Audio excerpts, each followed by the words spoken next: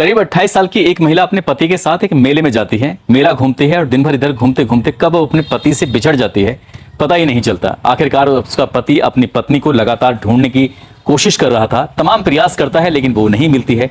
आखिरकार वो नजदीकी पुलिस स्टेशन जाता है और स्टेशन जाने के बाद कहता है कि साहब, मेरी पत्नी की मनोस्थिति अच्छी नहीं है और वो मेले से अचानक से गायब हो गई है। मैंने उसे हर जगह तलाश करने की कोशिश की है लेकिन वो मिल नहीं रही है। आखिरकार उस महिला के बारे में बताया जाता है, उसका हुलिया, उसकी पहचान, सब कुछ बताया जाता है। साथ ही ये भी बताया जाता है कि 3 बेटियां हैं और एक बेटा भी है।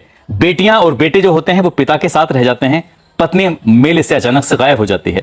हालांकि पुलिस ने इस मामले को उतनी गंभीरता से नहीं लिया जितनी गंभीरता से लेना चाहिए था और पति ने जो अपनी तरफ से प्रयास कर सकता था वो प्रयास करता है और प्रयास करने के बाद थक जाता है। आखिरकार धीरे धीरे करके वक्त आगे बढ़ने लगता है, बीतने लगता है। 4 बच्चों की परवरिश करना एक पति के लिए बहुत मुश्किल काम हो रहा था। आखिरकार उसने दूसरी शादी कर लेता है और जैसे ही दूसरी शादी करता है तो उसके बाद उस बच्चों की परवरिश भी होना शुरू हो जाती है। लेकिन इस बात को लगभग 9 साल बीत जाते हैं। जब 9 साल बीत जाते हैं तो पता चलता है कि वो महिला जिसको मरा हुआ समझ लिया था, ऐसा लग रहा था कि शायद उसके साथ कोई हादसा हो गया है, वो अचानक से जो 9 साल बाद आती है तो परिवार में खुशियों की एक बार से लहर दौड़ जाती है। आज की इस कहानी के माध्यम से ये समझने की कोशिश करते हैं कि वो महिला अचानक से कहां लापता हो गई थी और जब वो लापता हुई थी तो उस वक्त वो प्रेग्नेंट होती है। अब फिलहाल उसको एक और बेटा है जिसकी उम्र लगभग 9 साल से थोड़ी बहुत ज्यादा बताई जाती है। आदाब, नमस्कार, सत श्री अकाल। मैं उस्मान सैफी। आज की जो सच्ची घटना मैं आपको सुनाने जा रहा हूं, ये सच्ची घटना है राजस्थान प्रदेश के जिला भरतपुर की। और जिला भरतपुर में ही एक जगह लगती है बछेरा और यहाँ पर एक है आश्रम जिसका नाम है अपना घर आश्रम। दरअसल ये कहानी इसी आश्रम से शुरू होती है। यहाँ पर एक चंदा नाम की महिला है जिसकी उम्र लगभग 38 साल के आसपास है और चंदा नाम की उस महिला को एक बेटा है जिसकी उम्र लगभग 9 साल के आसपास है। आखिरकार वो बच्चा स्कूल में पढ़ने के लिए जाता है और जब भी पढ़कर वो वापस आता है अक्सर अपनी माँ से पूछता है कि माँ, मेरे पिता का नाम क्या है। मेरी मैम भी पूछती हैं, बच्चे भी पूछते हैं। मैं समझ नहीं पाता कि आखिरकार मैं क्या कहूँ क्या ना कहूँ। शुरुआत में तो माँ ने ऐसी इधर उधर की बातें बताना शुरू कर दिया, लेकिन जब वक्त आगे बढ़ रहा था तो बच्चा समझदार होने लगता है और उसका सवाल था कि उसके पिता का नाम शामिल नहीं था, बाकी बच्चों के सबके पिता का नाम था। इस बीच में ये बात क्लास में भी फैल जाती है। क्लास के बाकी बच्चे पूछते हैं कि तुम्हारा पिता का नाम क्या है।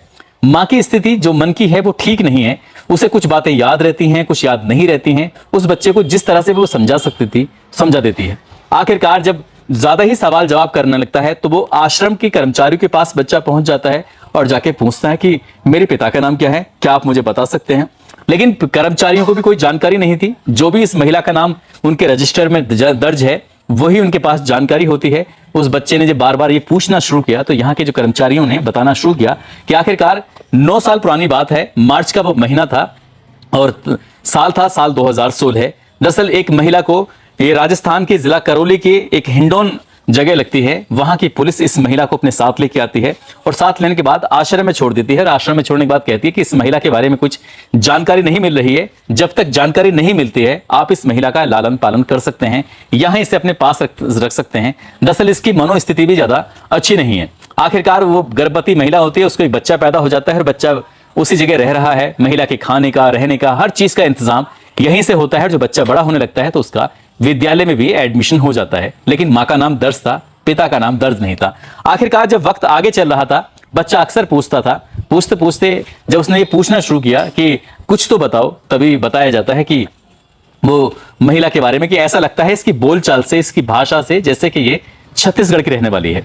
आखिरकार उस बच्चे ने छत्तीसगढ़ के बारे में जानकारी जुटाना शुरू कर दिया। छत्तीसगढ़ कहाँ है भारत में, कितने उसमें जिले हैं, कितने शहर हैं, कितने कस्बे हैं, वो हर चीज को बारीक से बारीक जानने की कोशिश करता है। क्योंकि बच्चा 9 साल का जरूर था लेकिन उसने जिस जगह पर रहा था वहां पर ज्यादा उसने चीजों को देखा और ज्यादा समझने में उससे आसानी भी होती थी। आखिरकार वो अपनी माँ से पूछता था कि माँ, हमारे कस्बे का नाम क्या है, या हमारे जिले का नाम क्या है, या हमारे गांव का नाम क्या है।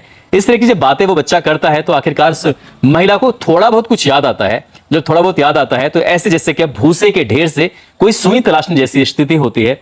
आखिरकार उस बच्चे ने उस कर्मचारियों से कहा कि आप पता करो मेरे पापा का नाम क्या है। कर्मचारियों को भी उस बच्चे पर दया आती है।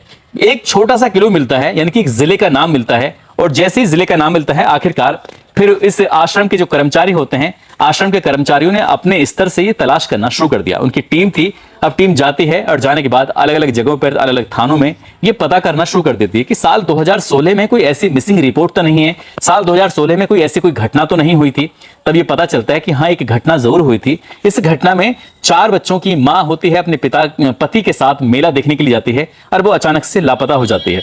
आखिरकार वो महिला चलती रहती है, चलते चलते पता चलता है, उसके बारे में जानकारी थोड़ी बहुत मिलने के बाद यह आई थी कि वो रायपुर पहुंच जाती है। रायपुर से एक ट्रेन में बैठ जाती है, ट्रेन से इधर से उधर लगातार सफर कर रही थी और सफर करते करते कब वो राजस्थान के इस किरोली जिले के हिंडौन में पहुंच जाती है। वहां शायद मंदिर में कुछ दिनों के लिए उसने शरण ले ली थी, लेकिन जैसे जैसे वक्त आगे बीत रहा था वैसे वैसे उस महिला का जो पेट था वो बढ़ रहा था, क्योंकि वो गर्भवती जो थी। आखिरकार वो पुलिस तक पहुंचती है, पुलिस ने वहां तक पहुंचाया। जब पुलिस ने अपनी तरफ तरीके से ये पता करने की कोशिश की तो पुलिस को सफलता नहीं मिल पाती है। लेकिन इस घटना के लगभग 9 साल बीतने के बाद, साल 2025 की बात है, जुलाई का वो महीना था, आखिरकार आश्रम की टीम ने उस घर को तलाश कर लिया जिस घर से वो महिला लापता हुई थी, गायब हुई थी। वहां से एक नंबर मिलता है और नंबर जब लेके आते हैं तो उस महिला के उस वक्त जो बच्चे थे वो बड़े हो जाते हैं। सबसे बड़ी वाली बेटी 24 साल की हो जाती है, उसके दूसरे नंबर की जो बेटी होती है वो 22 साल की हो जाती है, जो बेटा है उसकी उम्र 20 साल हो जाती है, और जो सबसे छोटी बेटी थी उस वक्त 4 साल की, यार वो 10 साल के आसपास हो जाती है, 14 साल के आसपास की हो जाती है। आखिरकार इसके बारे में अब उन परिवार वालों को, उन लड़कियों के बारे में पता चलता है कि लड़की की भी शादी हो चुकी है, जो बड़ी बेटियां हैं दोनों, और जो बेटा है उसकी भी शादी हो चुकी है। उन लड़कियों ने अपने पति से बातचीत की। दरअसल जैसे ही उसके पिता ने, यानी कि उन बच्चों के पिता ने शादी कर लेता है, शादी करने के बाद जब एक नई महिला आती है, उन बच्चों के प्रति इनका लाड़ प्यार कुछ ऐसा नहीं था जिसे उम्मीद की गई थी, जिस हिसाब से शादी की गई थी। जो बेटियां थी उनको भी बेवजह परेशान किया जाने लगता है, बेटे को भी बेवजह परेशान किया जाने लगता है। तो कहीं ना कहीं परिवार में जो बच्चे थे उनको दिक्कतें, परेशानियां बढ़ने लगती हैं और उन बच्चों ने फिर अपने ही हिसाब से जहां मन था वहां शादी कर लेते हैं और वो अपने अपने काम से कहीं दूर निकल जाते हैं। आखिरकार जब एक फोन पहुंचता है इस आश्रम से कि यहां इस नाम की एक महिला है जो कि लापता हो गई थी, गायब हो गई थी, क्या तुम उससे मिलना चाहोगे, क्या तुम इसे देखना चाहोगे। जैसे ही बच्चों को यह बात पता चलती है तो बच्चे इतने खुश हो जाते हैं जिसका शायद ही कोई अंदाजा लगाया जा सकता है कि आखिरकार उन्हें कितनी खुशी रही होगी। बच्चों को जब पता चलता है तो बच्चों ने अपनी तरफ से उन्हें प्रयास करना शुरू कर दिया, आश्रम से संपर्क साधा, और संपर्क साधने के बाद आखिरकार 21 अगस्त 2025 को वो परिवार के लोग उस आश्रम में पहुंच जाते हैं और आश्रम में जाने के बाद उस महिला को उनके सुपुर्द कर दिया जाता है। साथ में उसका 9 साल का बेटा होता है जो लगातार अपने पिता के बारे में पूछता था। जब वो घर जाता है तो उसे पिता का नाम भी मिल जाता है, उसे एक बड़ा भाई मिल जाता है और 3 उसकी बड़ी बहन मिल जाती हैं। इन सब में अभी एक बच्चा जो छोटा है जो साथ में माँ के था ही उनमें, और बाकी जो पहले बच्चे थे 4, उनमें से एक बेटी की शादी नहीं होती है, बाकी सबकी शादी हो चुकी थी। जब मैंने इस आश्रम से जुड़े कर्मचारियों से बातचीत की, खासकर राजेश शर्मा जी से मेरी बातचीत होती है, अपना घर आश्रम में रहने वाले, वो बताते हैं कि उनके आश्रम में ऐसे लोगों को ही पनाह दी जाती है, संरक्षण दिया जाता है जिनका कोई नहीं होता, जो लावारिस होते हैं। फिलहाल उनके आश्रम से अभी 6778 लोग जुड़े हुए हैं जिनका कोई अता नहीं है, पता नहीं है कहाँ के रहने वाले हैं, कहाँ के नहीं रहने वाले हैं। उनके रहने का, खाने का, उनके कपड़े पहनने का सभी तरह का इंतजाम आश्रम की तरफ से किया जाता है। अगर पूरे देश की बात करें, पूरे इंडिया में, तो उनकी 65 ब्रांच हैं, साथ ही राजस्थान में उनकी 23 ब्रांच हैं और नेपाल में उनकी 1 ब्रांच है। इस ब्रांच को जो शुरू किया था वो डॉक्टर BM भारद्वाज हैं, जिन्होंने BHMS का कोर्स किया हुआ था, और उनकी जो धर्मपत्नी है इनका नाम है डॉक्टर माधुरी भारद्वाज, जिन्होंने BAMS किया है। ये बताया जाता है कि साल 1993 की बात है, दोनों को एक दूसरे से प्यार हो जाता है, मोहब्बत हो जाती है और दोनों कहते हैं कि हम शादी कर लेते हैं, लेकिन शर्त यह है कि हम अपना कोई बच्चा पैदा नहीं करेंगे। और जब बच्चा पैदा नहीं करेंगे तो क्या करेंगे, तभी उनके दिमाग में ख्याल आता है कि क्यों ना हम ऐसे लोगों को आश्रय दें जिनका कोई नहीं होता, जो लावारिस होते हैं, चाहे वह बुजुर्ग हो, चाहे वह बच्चा हो या बड़ा हो, किसी भी उम्र का क्यों ना हो। आखिरकार उन्होंने एक शर्त के साथ ये शादी कर लेते हैं। शुरुआत में उनको एक बुजुर्ग आदमी मिलता है, धीरे धीरे करके संख्या 23 तक पहुंच जाती है। साल 2020 में ये अपना घर आश्रम के नाम से एक संस्था को रजिस्टर्ड कराते हैं, और रजिस्टर्ड कराने के बाद उसके बाद फिर ये पूरी तरह से एक कानूनी प्रक्रिया के तहत अपना काम करना शुरू कर देते हैं। और आज की तारीख में इनके पास 6778 लोग अभी भी मौजूद हैं। जब मैंने इनसे पता किया कि तुमने अभी तक चंदा जैसी कितनी महिलाओं को मुलाकात कराया है, उनके परिवार से मिलवाया है, तो संख्या सुनने के बाद मुझे भी बड़ा आश्चर्य हुआ, आपको भी होगा। लगभग 35,000 लोगों को, जिसमें महिलाएं हैं, बच्चे हैं और पुरुष हैं उनको ये मिलवा चुके हैं और उनके बिछड़े हुए लोगों को अपने परिवार से मिलवा चुके हैं।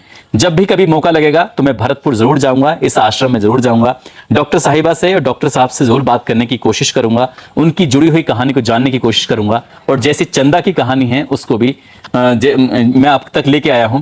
और दोस्तों ये उम्मीद करता हूं कि ये भी कहानी आपको बहुत ज्यादा पसंद आई होगी।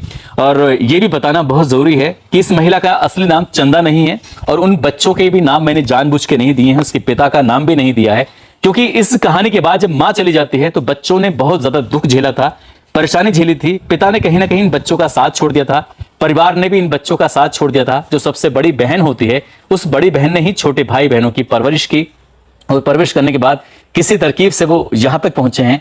जब मैंने दूसरे नंबर की लड़की से बातचीत करने की कोशिश की तो मेरी बातचीत काफी देर तक होती है। उन्होंने मुझसे रिक्वेस्ट की कि भाई प्लीज मेरे घर के परिवार के बारे में, गांव के बारे में बिल्कुल भी बताने की प्रयास मत करना, क्योंकि अगर आप बताओगे तो ये कहानी सबके सामने पहुंच जाएगी और जिस दुखों से हम बहुत दूर छोड़ के आए हैं कहीं ऐसा ना वो दुख फिर से हरे हो जाए। क्योंकि इसके बाद चाहे ननिहाल वाले हों, पिता हों, ज्यादा लोगों ने साथ नहीं दिया, परेशानी ज्यादा महसूस की।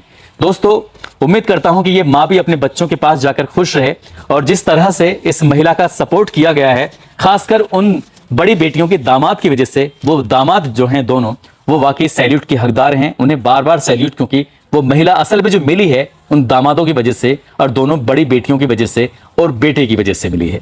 जाते जाते ये कुछ लोगों ने नाम लेने की अपील की है, जिसमें अन्नू यादव है, प्रीति त्यागी, प्रेमिला यादव, नईम अहमद है, इमामुद्दीन मंसूरी, जसवंत सिंह, सोनू त्यागी, आयशा वर्मा, नसीम यूसुफ, आसिफ खान, राजीव कुमार, प्रवीण नरवाल, अविनाश कुमार, अजहर खान, विष्णु ठाकुर, सुबोध कुमार, रोहित कश्यप, संतोष गुप्ता, सुनीता सिंह, सूरज गोस्वामी, करिश्मा, शमशाद मलिक, विजय अरोड़ा। आप सब लोग अपना ख्याल रखें, सुरक्षित रहें। जय हिंद, जय भारत।